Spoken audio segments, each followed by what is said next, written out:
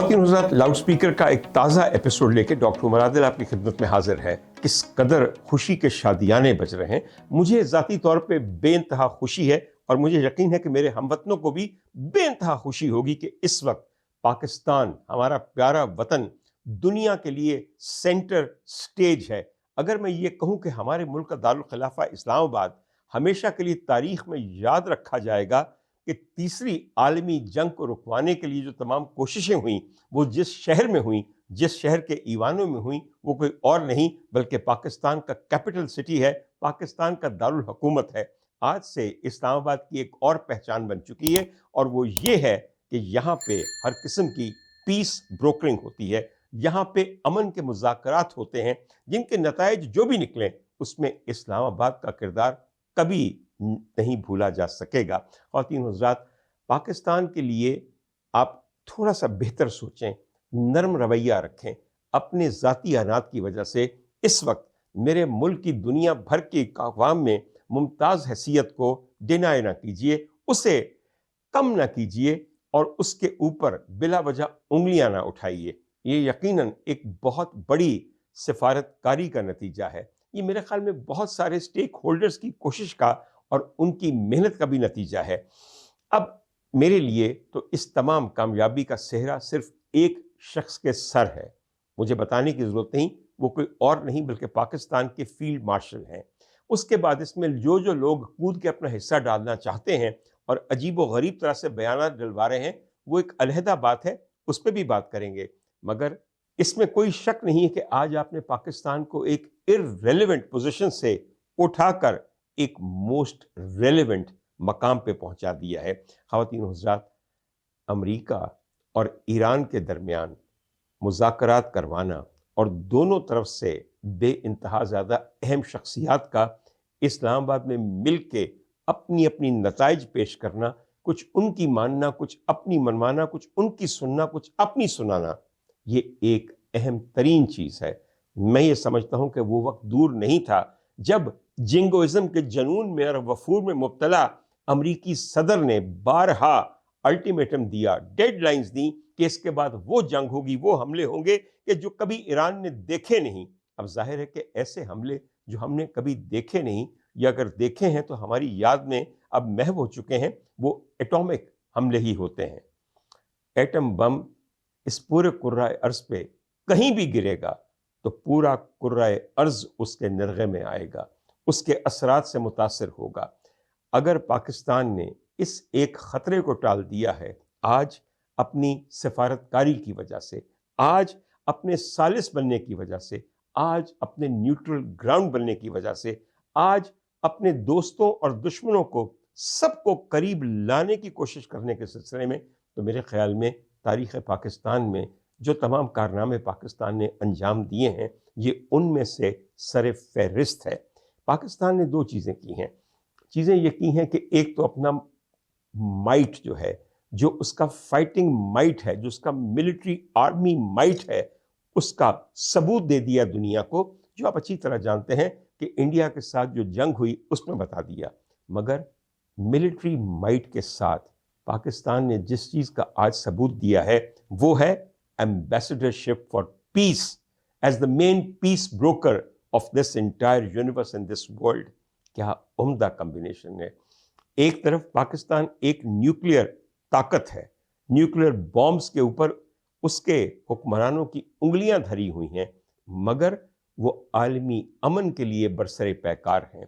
हमारी फ़ौज के सिपह सालार जो बेहतरीन फ़ौज के सिपह सालार हैं, जो ऐसा लड़ना जानती है कि दुश्मन के दांत खट्टे ही नहीं कर देते बल्कि जबड़ों से दांत तोड़ के नीचे फेंक देते हैं, वो अमन के दाई हैं, वो अमन चाहते हैं, वो बिल्कुल जंग को बराए जंग नहीं लड़ना चाहते। वो ये जानते हैं कि जंगों में कोई फाते नहीं होता। There is never a victor in a 21st century war.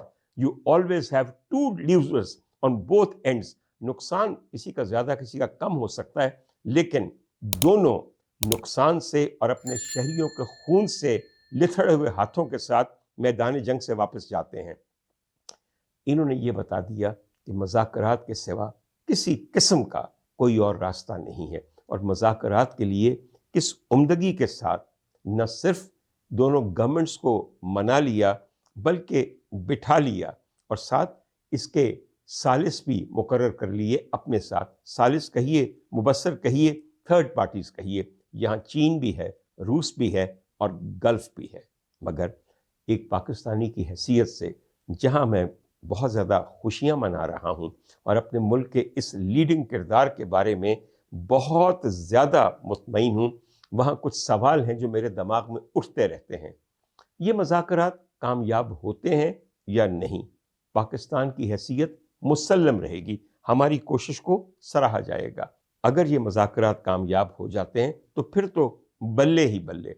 अगर ये मुज़ाकरात किसी वजह से कामयाब नहीं होते फिर भी हमारी कोशिशों को सराहा ही जाना चाहिए और देखना ये चाहिए कि दोनों फरीकैन ने फ्लेक्सिबिलिटी क्यों शो नहीं की और इल्ज़ाम उनके सर आएगा।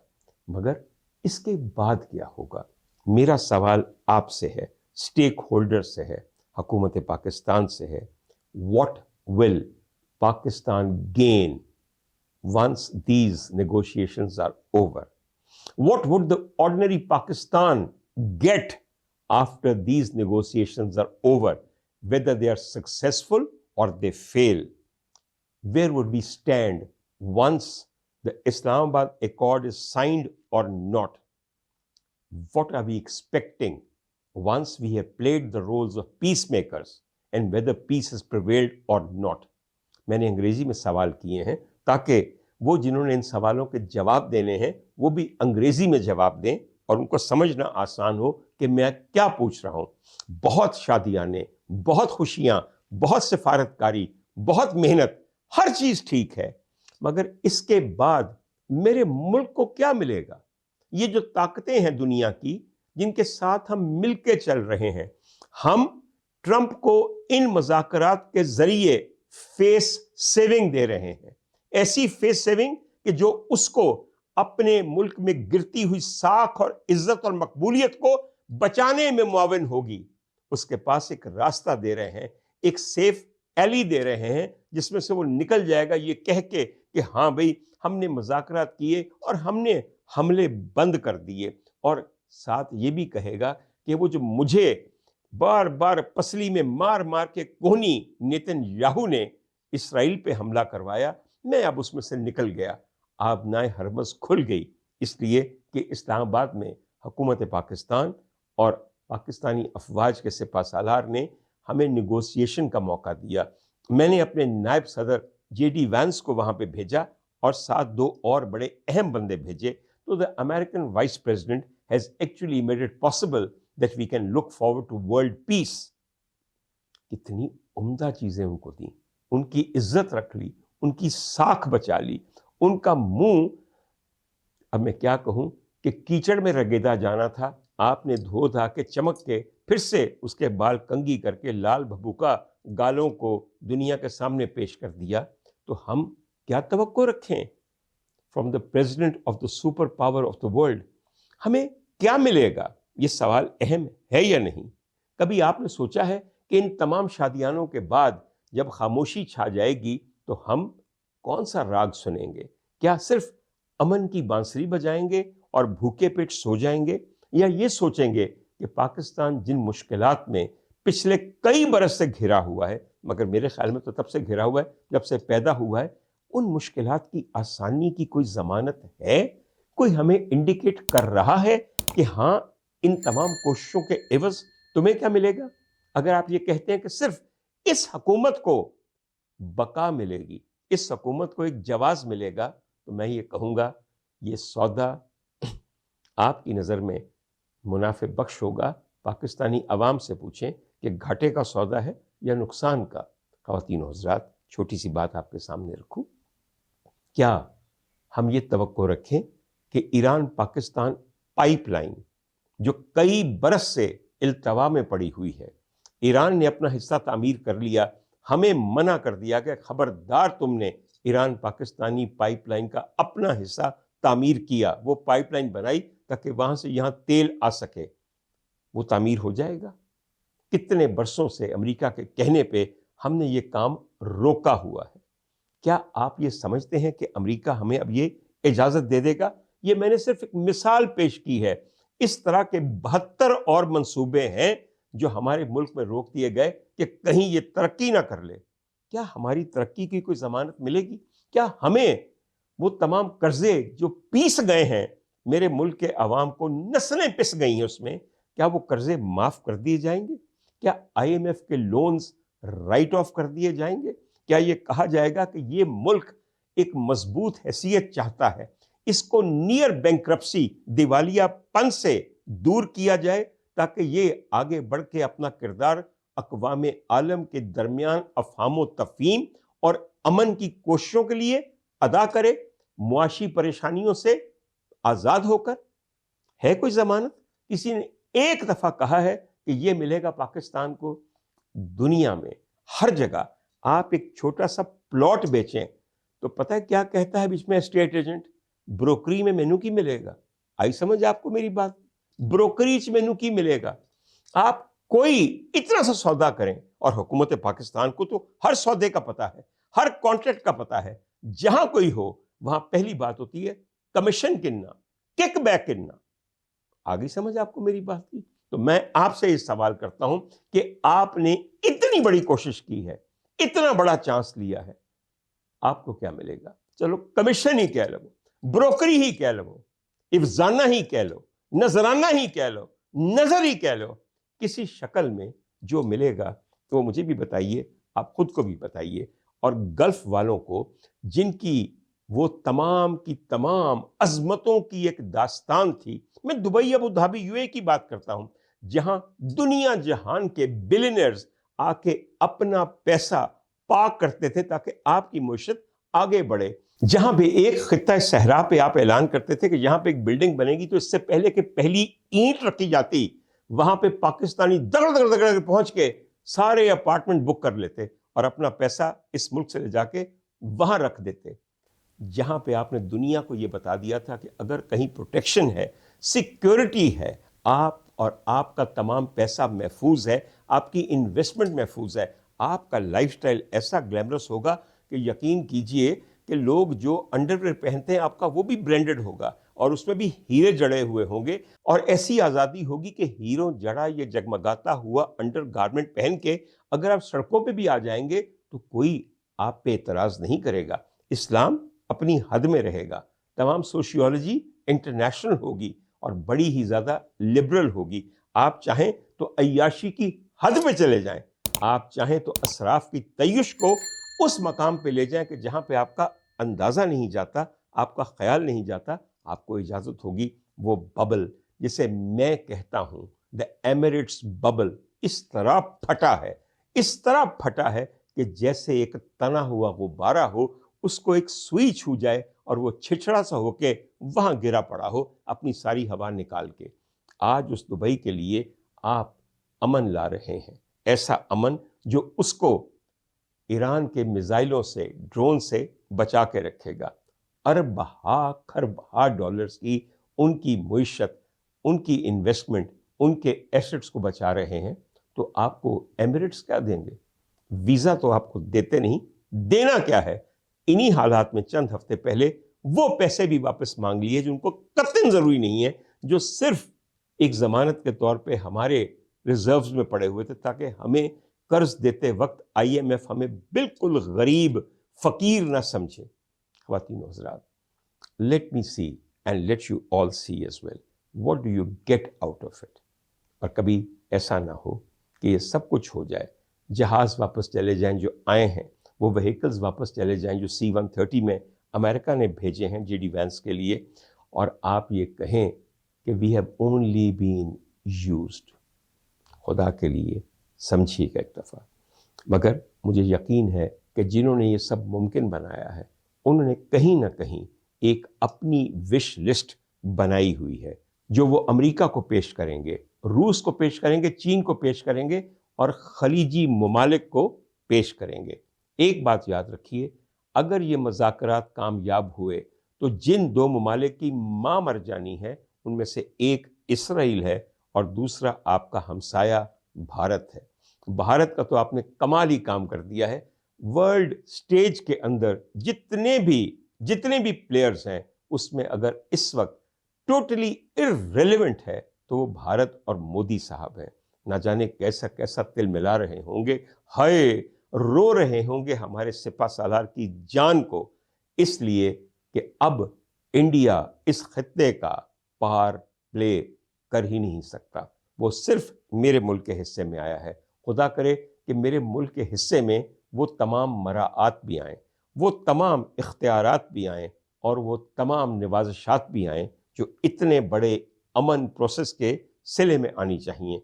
ये मेरी बात आपको बुरी लग रही होगी, लेकिन बात बुरी नहीं है। गौर करके देखिएगा, आम पाकिस्तानी को जो मिलता है वो सबसे अहम है। हुकूमतों को तो मिलता ही है, अरे कभी कोई चीज़ ट्रिकल करके आवाम तक आए तो फिर हम कहें कि हाँ ये वाक़तन पूरे मुल्क के ऊपर करम हुआ है। भारत, और एक बात मैं बताना चाहता हूँ जाते जाते, इन तमाम चीज़ों को दागदार जिसने किया है, मैं यहाँ पे दो चीज़ें पॉइंट आउट करूँ। एक दाग तो वो सदर ट्रंप की ट्वीट थी जिसको चेंज किए बगैर मिनो अन जैसे वसूल हुई, to the prime minister of Pakistan लिखे हुए आपने ट्वीट कर दिया। ख़वातीन व हज़रात, न जाने किस किस्म का स्टाफ बैठा हुआ है हमारे पीएम ऑफिस में, मेरे ऑफिस में जो कि एक गरीब तरीन ऑफिस है। अगर मेरा कोई पीए गलती करे तो मैं जो उसके साथ करूं वो आप भी देखें, मगर मेरे पूरे मुल्क की जगहसाई की गई। और हमारे प्राइम मिनिस्टर साहब की तो जगहसाई अक्सर होती रहती है, मगर उनके स्टाफ की भी की गई और दुनिया जहान के मीडिया ने की। और ये कहा कि क्या पाकिस्तान में भी जो ट्वीट करते हैं वज़ीर आज़म पाकिस्तान, तो लिखा जाता है कि ये ट्वीट वज़ीर आज़म पाकिस्तान कर रहे हैं, या ये कहते हैं कि हमारे वज़ीर आज़म कर रहे हैं। आप वो तमाम चीज़ें इंटरनेशनल मीडिया पे देख सकते हैं और अपना सर पीट सकते हैं। और एक आखिरी बात, ख्वाजा आसिफ साहब, आजकल जो शरबत आप पी रहे हैं उसे बदल दीजिए या बहुत ज़्यादा पी लीजिए।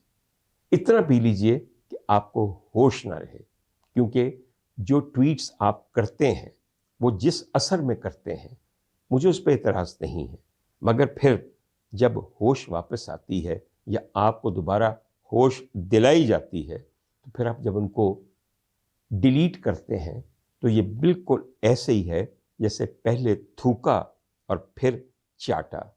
ये आदत अच्छी नहीं है। It is a major embarrassment for my country, it is a major embarrassment for the ministry of defence and also a major embarrassment for my armed forces जो आपकी वजारत के अंडर आती हैं।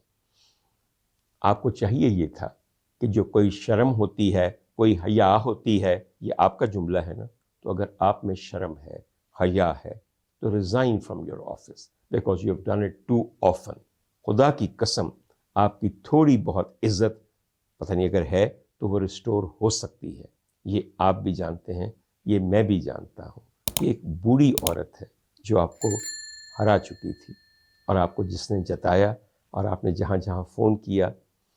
याद आया, कैंप जेल में एक दफ़ा मैं वैसे ही गया था तो वहाँ पे एक साहब से मुलाकात हुई और वो छोटा बहुत बेचारे बैठे कुछ कर रहे थे और उनकी गिरफ्तारी तो वहाँ पे मौजूद थी, हिरासत भी मौजूद थी, लेकिन उनकी आज़ादी भी इमिनेंट थी। तो मैंने पूछा कि आपका नाम क्या है, तो कहने लगे मेरा नाम आपने सुना ही होगा, मेरा नाम है इकबाल संघेड़ा। संघेड़ा साहब याद है ना आपको, डिप्टी सुपरिटेंडेंट के दफ्तर में मेरी आपसे कैंप जेल लाहौर में मुलाकात। अल्लाह करे कि वो तमाम खिदमात भी ख्वाजा आसिफ साहब को याद आ जाएं और उसके बाद वो ख़ुद ब खुद उम्र के इस हिस्से में बची कुची इज़्ज़त बचाते हुए मज़ीद ट्वीट से बचने के लिए घर चले जाएं।